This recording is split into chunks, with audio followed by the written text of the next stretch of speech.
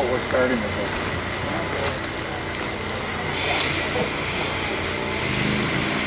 Hey everyone! Welcome to Schmeeckle Preserve. I just got back from the best bird hike ever. I saw some really cool things. I luckily had along my awesome bird book, my binoculars, all my gear, and I was able to identify some really spectacular species. It was amazing. So some of you might think that fall migration isn't always the best time to find birds. But let me tell you, we are going to find birds this evening. I've got plenty of things lined up for us. So we are going to talk about some of the basics of how you are able to understand birding, things like identification, behavior, and habitat, as well as learning more about how our birds are able to adapt to us humans so that they are able to adjust and make their own habitats in places that you wouldn't expect. So for this evening, I did ask if anyone could to bring along their binoculars, but if you weren't able to bring along your binoculars, don't worry. I do have some extra sets here from Schmeeckle Reserve. So if you'd like, when we head out here shortly, if each family could grab a pair of binoculars, I have sizes for kids and for adults, so feel free to borrow them and make use of them on our walk this evening. We're not going to be walking all that far, just taking a nice short trail. The path is very smooth, and hopefully we'll all enjoy this beautiful weather and find some birds. Okay, so we are going to be heading out, and like I mentioned, feel free to stop and grab binoculars.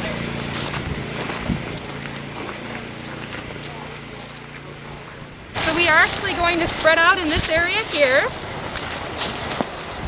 Just got to make sure everybody's able to catch up with us first.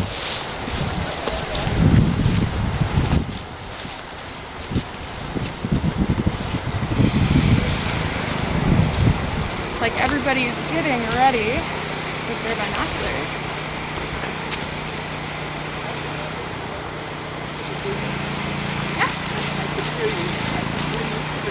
Okay, good. We're getting away from the construction here soon.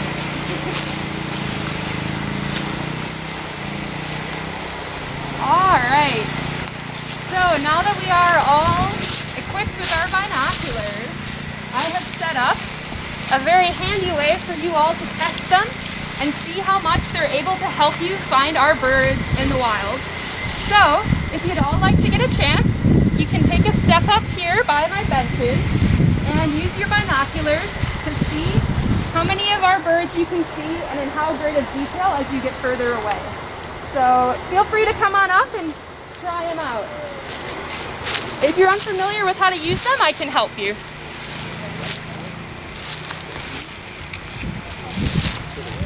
The ones in the back might be tough to identify, but that's why we've got these along.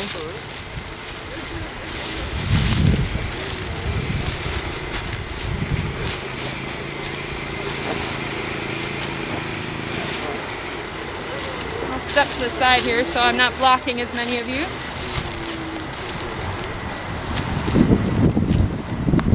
You're sharing your binoculars? Yeah, get up close if you'd like, guys. Test them out. It's alright if you don't know the species quite yet. We'll talk about those more later.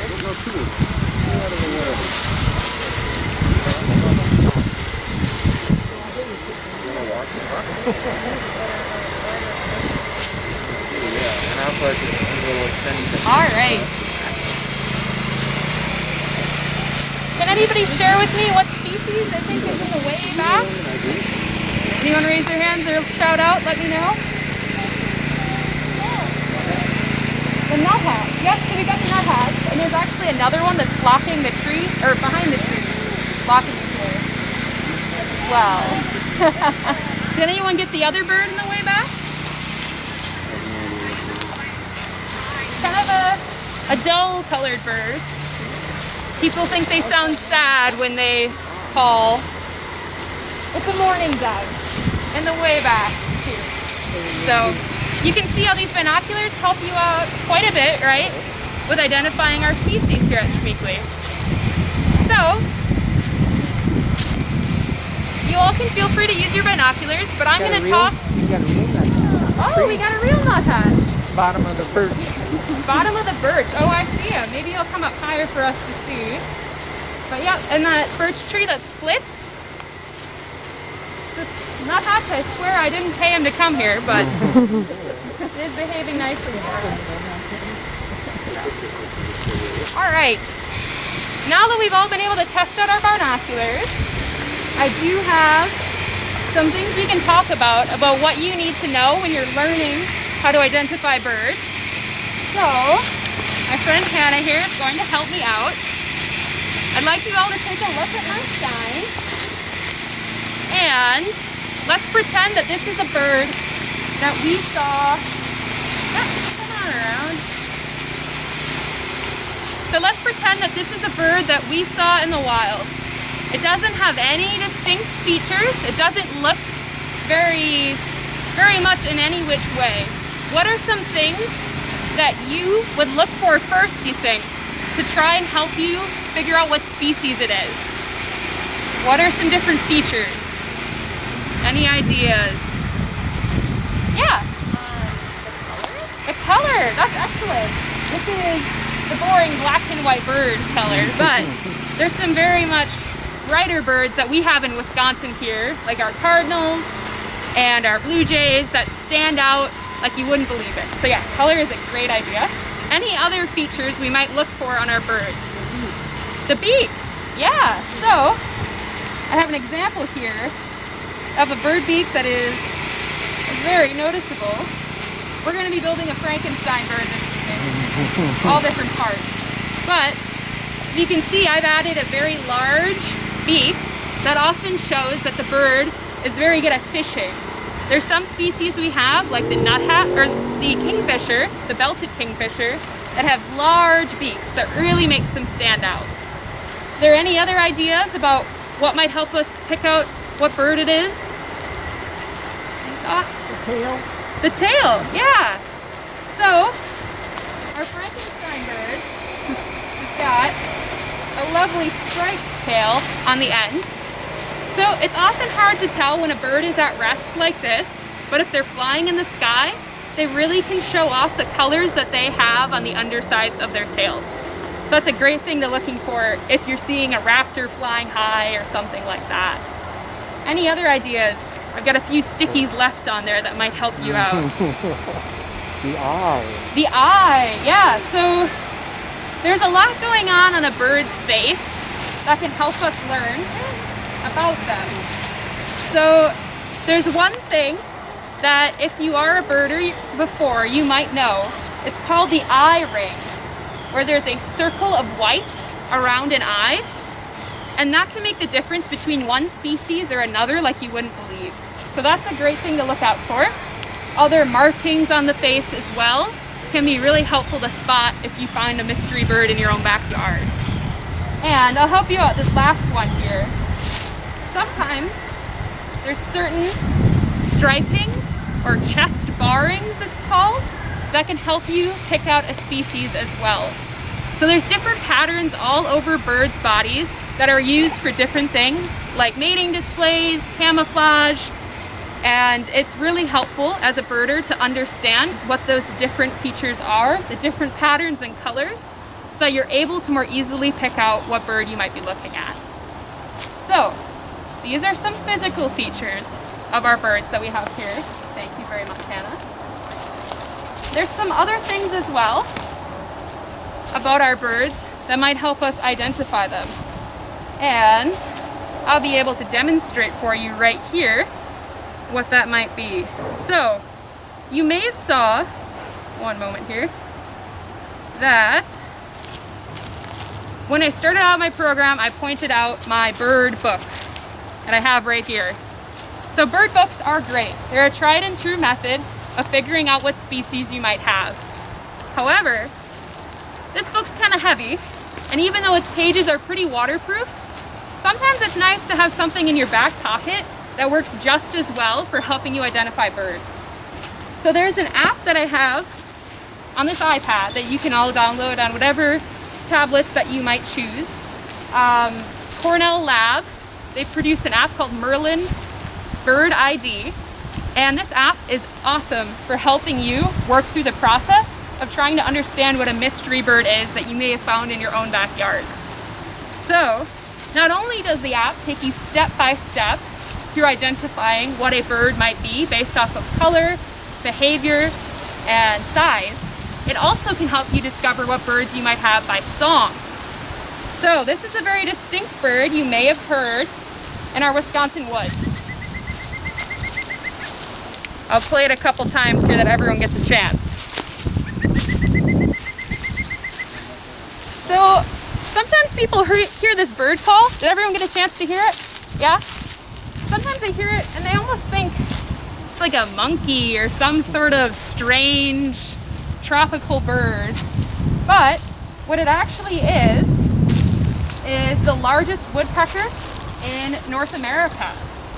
So this is our pileated woodpecker. So they let out a very distinct call. Sometimes it can be quite hard to find these birds because they're high up in the trees drilling big, massive holes. But if you're able to use your ears, it can help you immensely with discovering what species you might have. So it's a cool use of technology, I think at least, that we're able to use our very own devices to discover more about the birds that we might have.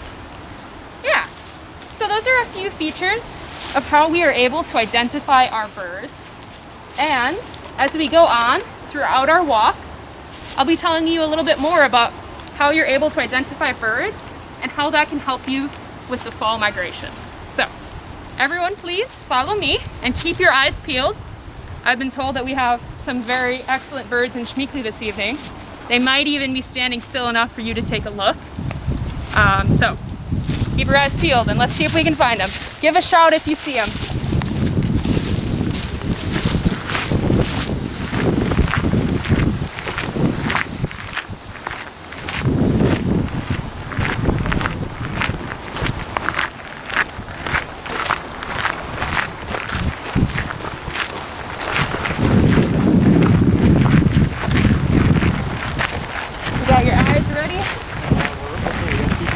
Yes.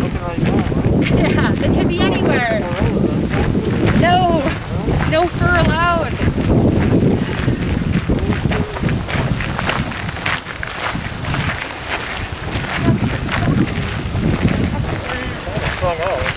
Yeah.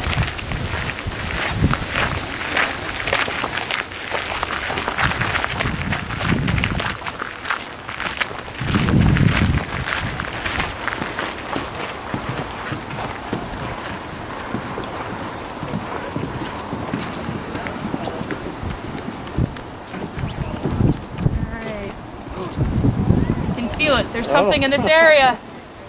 Everyone look close. Use your binoculars if you have to. You can keep walking down the trail a little bit. Keep walking and looking at your binoculars. Yeah, maybe I recommend it. Yes. Well, it's kind of soft, not too wet right now. Yeah. So, some of our friends up front were able to notice. Like I said, we have some very well-behaved birds here at Schmeeckle. Yeah. So if this one cooperates, I can give you all an up-close and personal look. Does anyone have any idea what this species of bird may be? Yeah. A barn swallow. How did I know it was a barn swallow?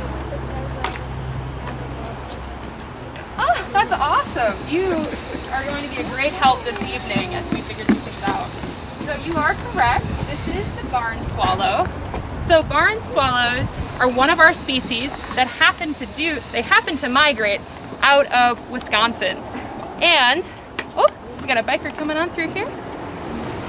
The reason that they migrate through Wisconsin is because of their appetite. Does anyone know what our barn swallows eat when they're dipping and diving in the sky like acrobats? Any ideas? It is mosquitoes. Yeah, some things that we don't always like, the insects. So you may have all noticed when the snow starts falling, the insects go away here in Wisconsin.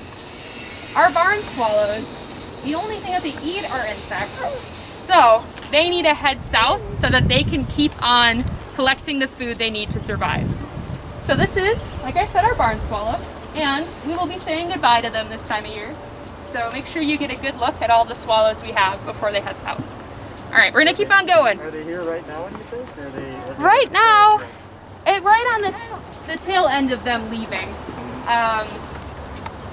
This is a later time in fall, so you might be able to catch a few of them in Schmeeckle before they're gone. So, all right, let's keep going.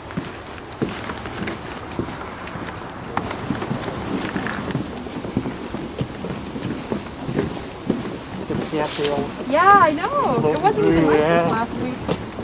But you all can keep walking past me, and then I'm going to stop here so that everyone can get a good look. All right. So you may have heard me mention that this habitat that we have here is a very special kind of habitat in our state. What are we missing in this area? What seems to have disappeared around us? Trees, you're correct. So we've started to lose our trees here because they cannot survive in this wetland. So there are actually some birds that take great advantage of our wetlands, especially the migratory birds. Now, there isn't quite enough standing water in here for ducks to make use of, but I promise you, if you head to a larger wetland, you will be able to find plenty of migratory ducks heading back south for the year. So imagine that you are a bird and you're flying south, or you're just about to head south, and you're looking for habitat that you think would help you survive the journey. What would be something that you would want in that habitat so that you can make your journey all the way south for the winter? Any ideas? What's one thing we all like to enjoy? Food, yes. So food obviously is very important for our migratory birds. Swamps and wetlands provide a lot of insects for the birds that are passing through. So they are often very nice snack areas for our migratory birds passing in our area. Another thing that's very important as well is habitat. And the benefit of wetlands is that there's a lot of predators that can't sneak up on birds that are resting if they're in a nice marshy wetland because of how loud the water is when they slosh around. So if you ever get the chance, I'd strongly recommend going to see our sandhill cranes as they pass through the state. They gather in the thousands in areas so that they can all roost together in wetlands much larger than the ones we have here at Schmeeckle. But it happens every year here and is quite the sight. So if you ever get the chance, try and see all of our migratory cranes passing through. Yeah. All right. When would that be? Like this month or? Just about now. We might be a little late now, actually. But if you look around online, there are some. This year might be tough, but normally there are some state agencies that take people out to go and observe the sandhills. So. Yeah, it's Sandhill Wildlife Area. Yeah, it's pretty aptly named actually. So, all right. Nisita's another one if you know where that one is. Nisita? Yeah. Yep, that's a good spot too. So that's where we're Usually by able. the time your season starts, they're gone. Yeah. So. Depends on the weather, but deer season's when usually the weather turns bad and they're gone. Okay, so you might still have a chance to catch them then this year. Oh yeah. Awesome. Oh yeah. Perfect. If you go to Nisita, you will see whooping cranes. Oh, that's a good one too. Yes. Yeah, whooping cranes are an interesting part of the state's history right now in terms of migratory birds because they were completely gone and then they were brought back in Nisita, and they are now establishing a new migratory pathway for them. So they've been heading south to Florida each year and coming back to nest. So another excellent thing to see if you get the chance at Nisita. So. All right, well, let's keep walking. There are a few more birds that I've been told are on this trail, so keep a lookout. Well, Got my eagles up here.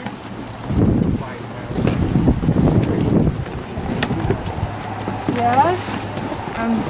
My bird senses are A couple of tingling. birds flying over. Oh! Keep going. Go. Someone has spotted another bird. Oh my god. So I'll warn you now, not all of my birds here are to size. There's very special birds. They're behaving well because I told them that they were in a TV show. But so this one that we have here on the side is, any ideas, anybody? Yeah, you got another? Green heron. A green heron. You are correct. So he is a rock star underneath. So this green heron, make sure you all get to take a close look. They're about double the size of this. But they also need to head out of Wisconsin for some of the same reasons as our swallows. But they don't eat the same thing. If you remember, I talked at the beginning about how there's a very special thing that birds with large beaks are able to do. Does anyone remember? I mentioned that the kingfisher is able to do this quite well, and it is fishing. So the great blue heron, or this is the green heron, but also the great blue herons, they're all very good at catching fish. And Wisconsin, of course, as the days and the nights get colder, it gets a lot harder to get to our fish, right? Because we got a couple feet of ice on their legs. So they need to head out, because even though they have a big beak, they still won't be able to punch through the ice to get to fish. Sounds like we might have a group coming up here. Okay, yeah, let's take a step off to the side so they can sneak through. Bicyclists? Yeah, don't go too close to the edge. Hello. Hi. Thanks. All right. So, yes. Oh, yes. Let's test out our binoculars. There's a nice bird sitting, and he's got a very distinctive mark on his wing if you're able to spot it. Maybe he'll turn and chase us. No. One of the dead The black trees. speck on the skyline. Yeah. Oh yeah. Yeah. So, is anyone able to spot with their binoculars? Maybe how this bird gets its name? Any ideas? So, this is the one and only red-winged blackbird. They love to make use of our swamps here at Schmeeckle so that they can nest in our cattails. So this is one of the last times you'll get to see them this year before they head out.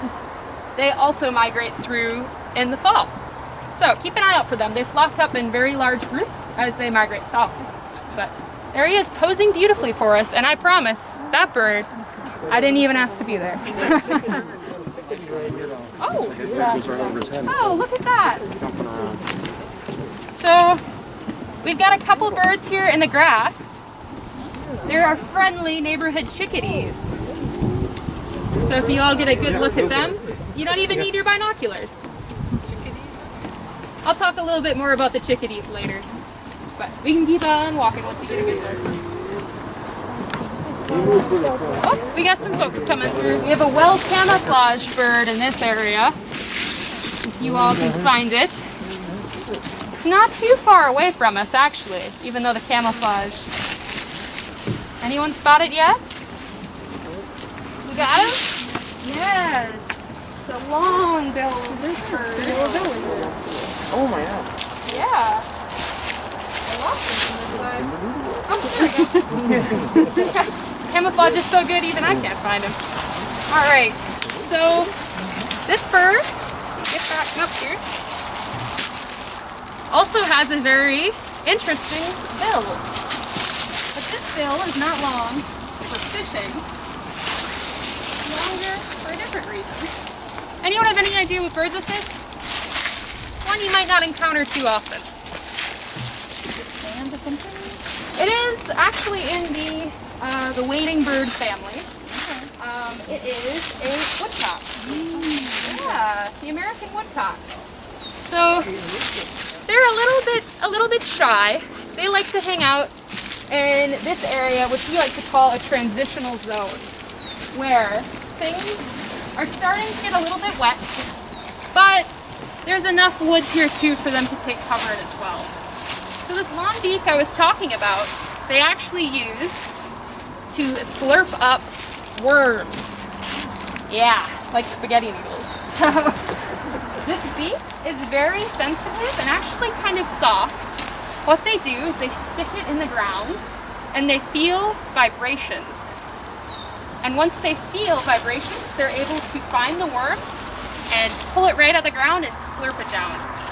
So yeah, they are a very specialized bird. I don't know if you've ever seen online, but they do a little dance where they shuffle back and forth.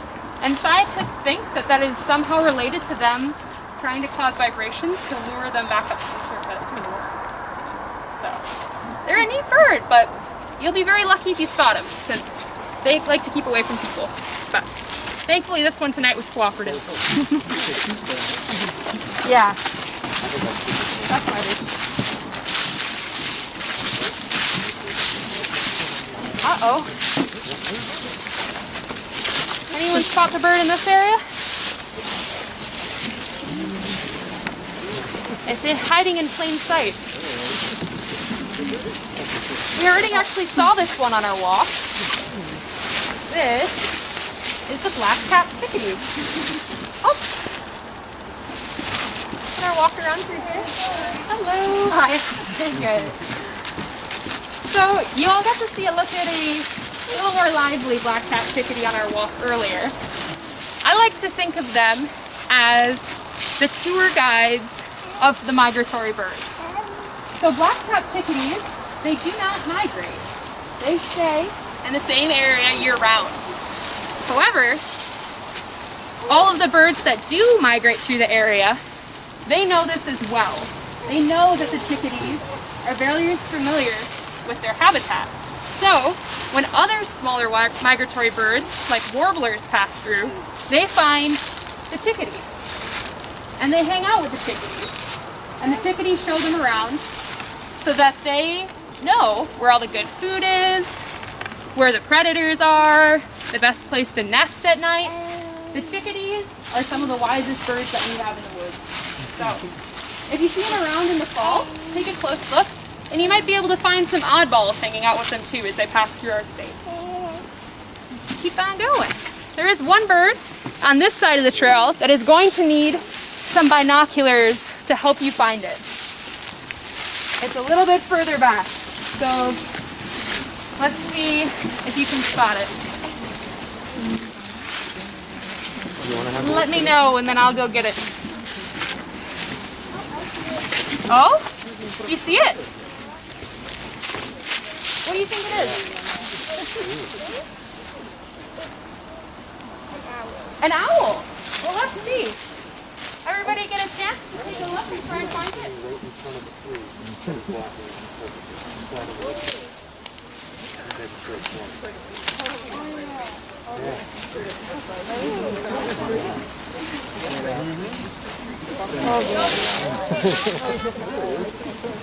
I know, I was looking at the ground, expecting orange or something.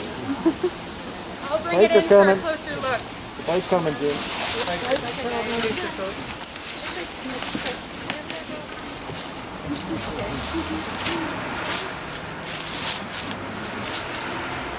Hello. Your younger friend here was correct. This is an owl. This is a very specific type of owl that we have all over Schmeeckle Preserve. Apparently there's a lot of visitors that say they hear it calling out in the evenings. Does anyone have any guesses?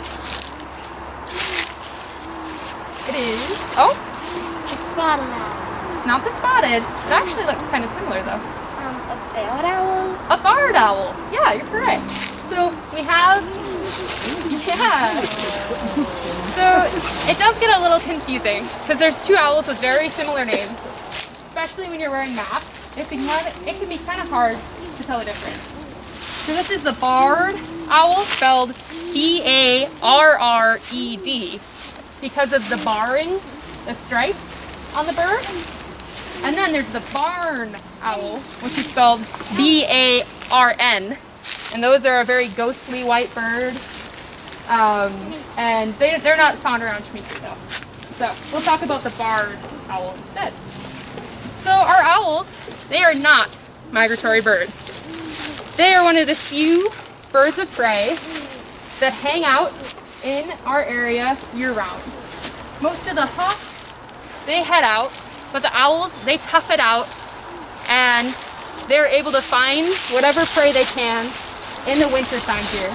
Their hearing is actually so good that it's believed that they could hear a mouse under 3 feet of snow.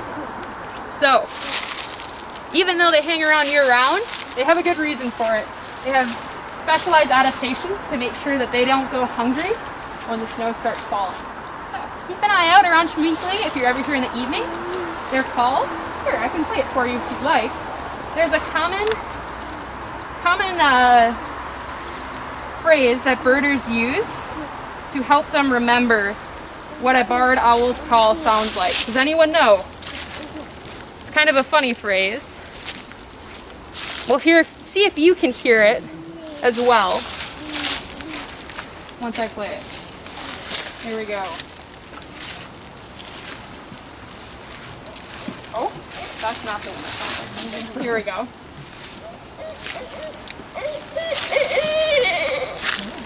So, some people believe that call sounds like the owls asking, "Who cooks for you? Who cooks for you?"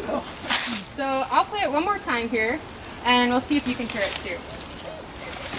Who cooks for you? So, just a little trick.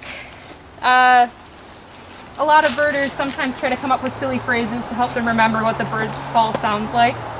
But some people hear it and some people don't. Sometimes you just have to make up your own tricks to remember too. So, we'll keep going.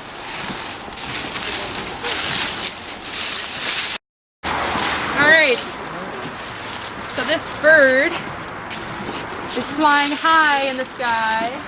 Not that high, my arms don't reach there. But anyone can spot it. It is right here. Yeah, sneaky. So, this is a bird that most people are able to spot by its distinct markings on its wings. These 2 white dots belong to a type of bird called the Nighthawk. But another fun nickname for them is the goat sucker. Yeah, so the name goat sucker was brought upon this bird species when there were a lot of farmers in the area. So our Nighthawk's favorite food is actually insects, and they like to feed in the evening to the nighttime, since, you know, that's where the name comes from.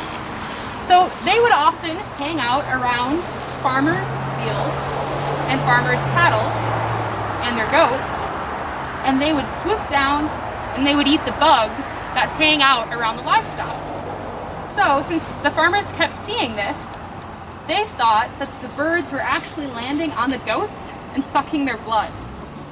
But that's not something our birds do in Wisconsin. Here, I'll let you in on a secret. We don't have any blood-sucking birds to my knowledge. But that's kind of how these birds got a bad rap. They do migrate through the state. I did see some large flocks of them passing through just a few weeks ago. They'll pass through in the evenings, and all you see is a sea of white dots above your head because of these 2 dots standing out like sore thumbs in the evening. So, keep an eye out for them too as they pass through. Yeah? Are they in the hawk family? The hawk family? No, they're actually more closely related to owls. They're kind of on their own weird group of birds because they have such a very specific mouth that they can open very wide to catch insects. So there isn't anybody quite like them, even though their name does say hawk. So, sometimes people give birds names, but they're not quite right. All right, let's keep going.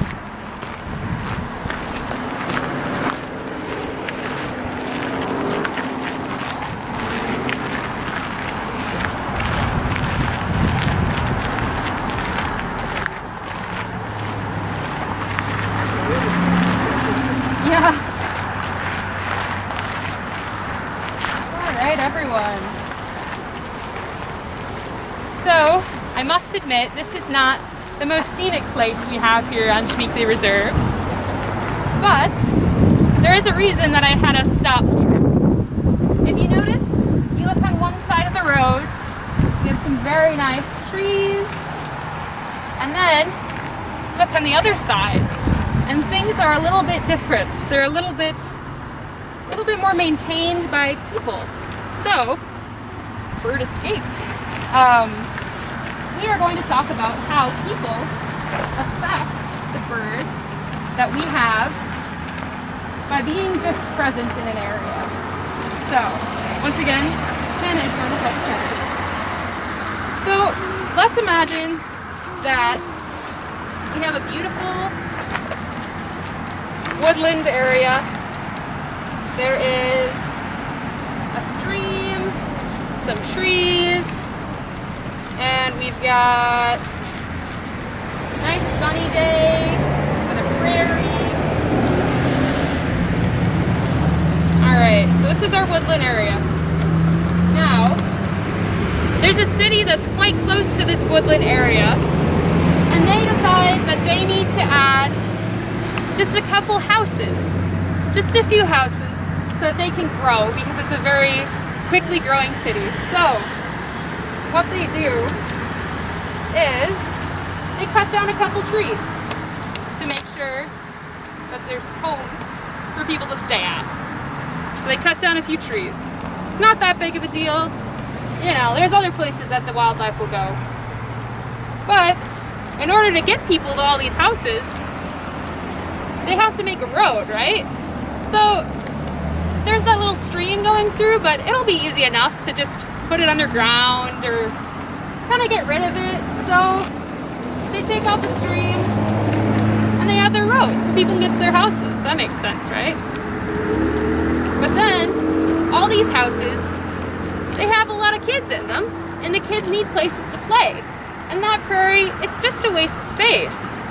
They need to make sure that the kids are able to get out and hang out with their friends. So they take out the prairie and they add a soccer field.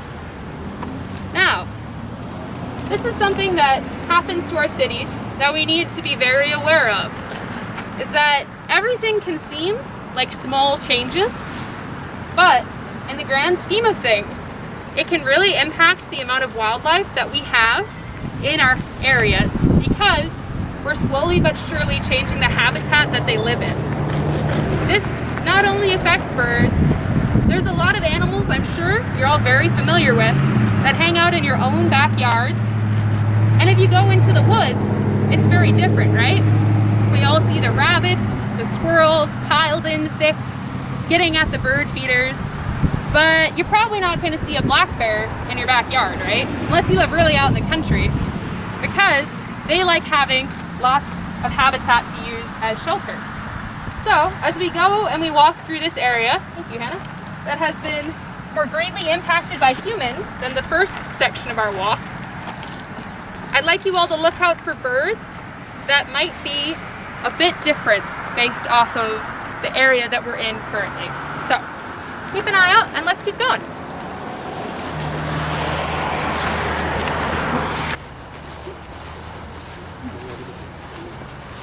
We're just freezing right there. Yeah, I guess so. Oh, look at that. Do you boys see our bird? Yep.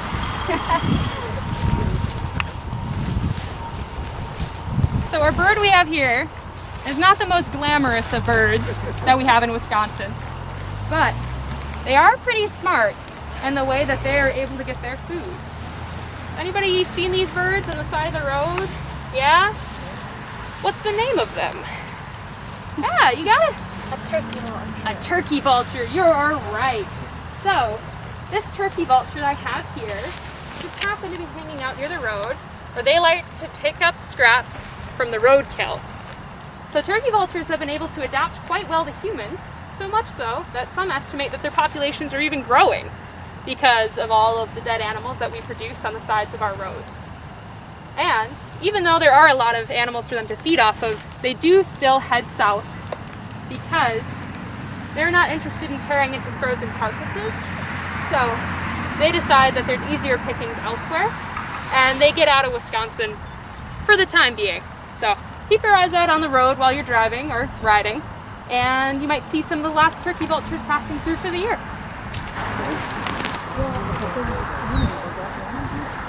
Another birdie. Yeah, another bird. This one is a little bit smaller than what you'd see in the wild. So I like to think of this bird as almost a reverse migrant. They are not in Wisconsin until things get cold. And even then, there's no guarantees you might see them. This is the snowy owl, and they typically spend most of their time much further north than us. But if things get really cold there, or there's a big storm, they're getting hungry, sometimes they'll make the journey south in our winter time, because for them, our winters are very mild, which I know, hard to believe, right? But they think that things are easier here to get food. So sometimes they'll pass into our state during winter. So keep an eye out for them. Sometimes they like to hang out on sides of the road here, picking off birds in our prairies and farmlands. So they just look like a white spot. I've heard some people say they thought it was just a plastic bag in a tree, but it was actually a snowy owl. So.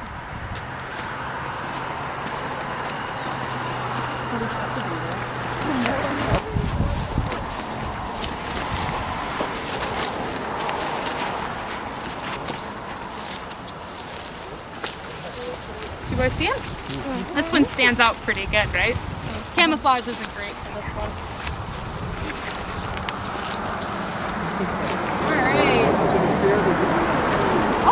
Oh, look at that! Our deer here at Schmeeckle are quite tame.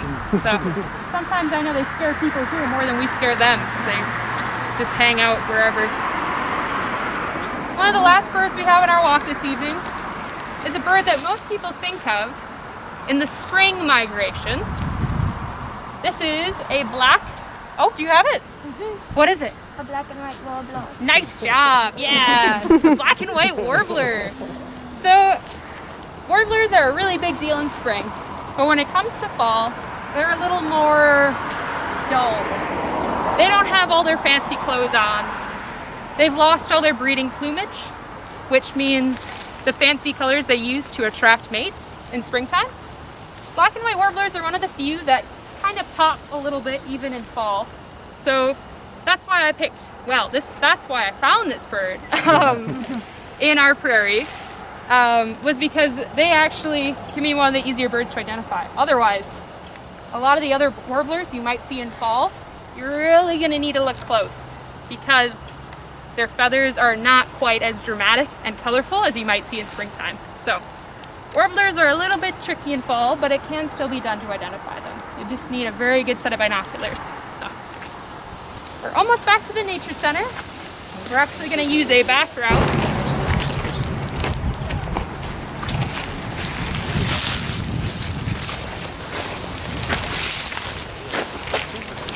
All right.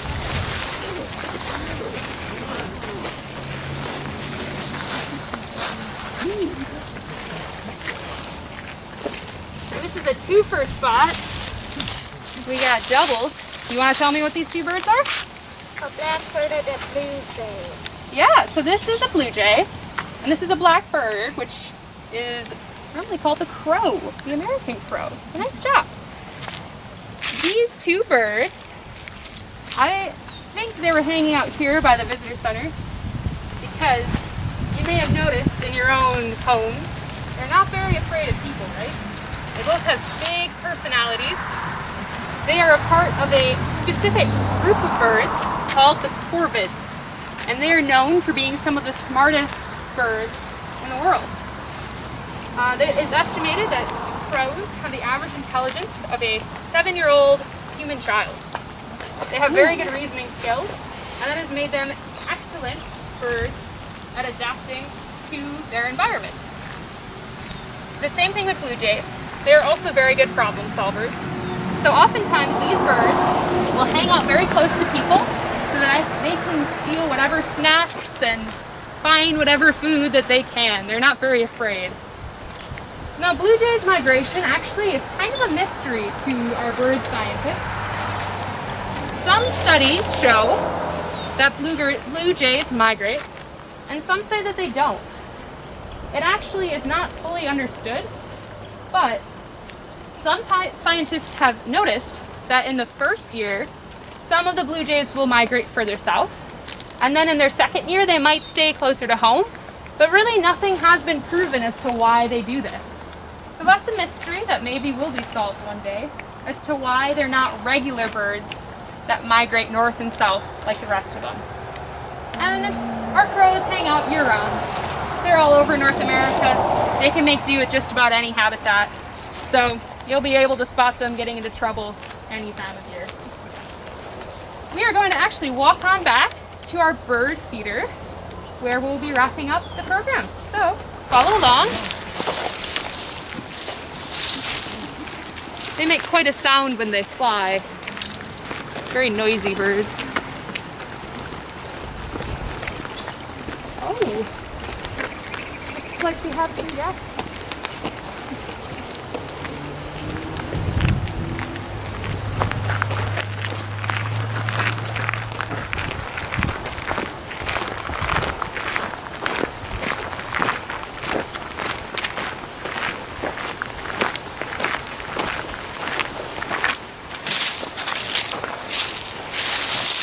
I think I'm going to stand down below and you all can take a spot somewhere here on the deck. Feel free to take up as much space as you'd like.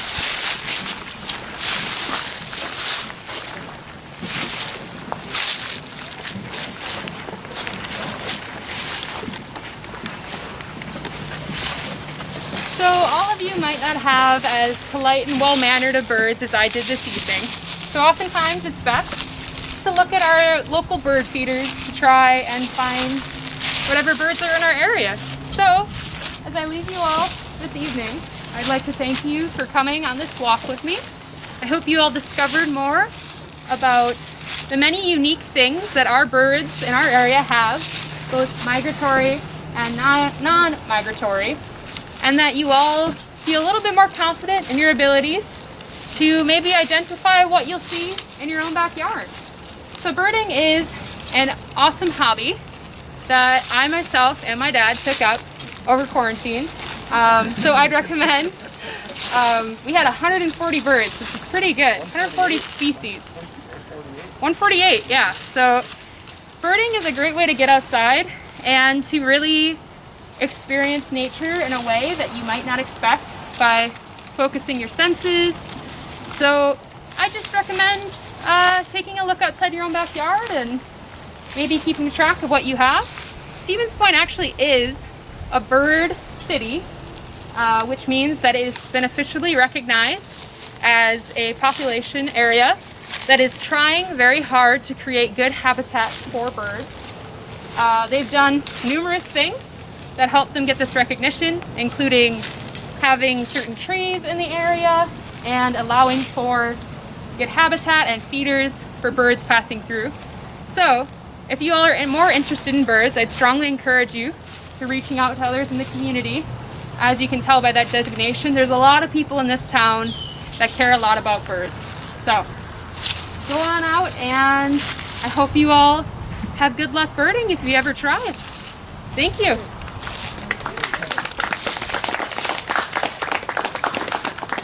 And I did create, if you'd like to hang around or do this in your own backyard, bird bingo. So you can test your identification skills and take these with you and see how long it takes before you get enough birds to fill up the sheet. Thank you. Yeah.